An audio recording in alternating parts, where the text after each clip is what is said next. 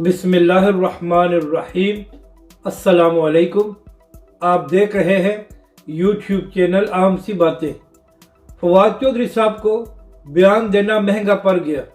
तहरीक लब्बैक समेत तमाम सियासी जमातों की शदीद तनकीद। इस वीडियो में हम इसी के मुतालिक बात करेंगे। कल वफाकी वजीर फवाद चौधरी साहब ने एक बयान दिया था जिसमें उन्होंने तमाम पाकिस्तानी अवाम को मुबारक दी थी कि मिनी बजट असम्बली से पास हो गया है।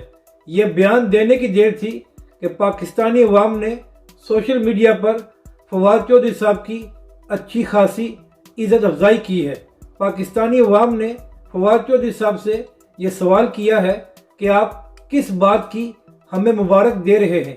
आपने तो मिनी बजट के जरिए हम पर अरबों रुपए के नए टैक्स लगाए हैं जिससे महंगाई में मजीद इजाफा हो जाएगा।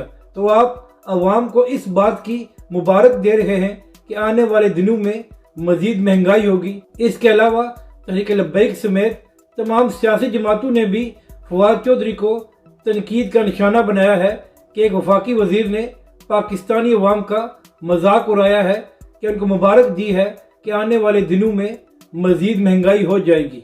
अपनी राय का ज़रूर इजहार करें कि आपको ये वीडियो कैसी लगी और हमारे इस चैनल को भी सब्सक्राइब करें।